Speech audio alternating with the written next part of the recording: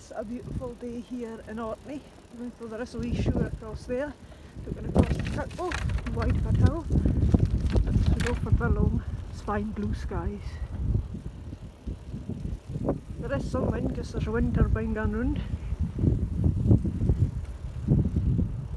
But it's a pretty lovely day up here in Orkney.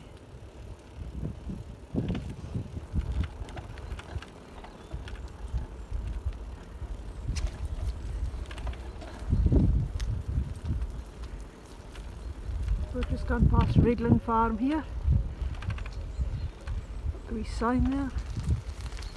And Raidland has a wee plantation of trees.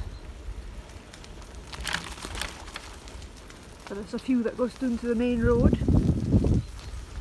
But up the top of Raidland is a lot of trees. They've planted up a valley.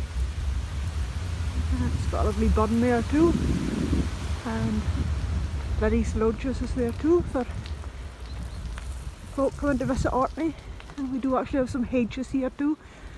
And we get some rose Zaragoza ones as well. And the horses that love to eat the rose hips when they're ready to eat. But it's a great day to be out and about up here.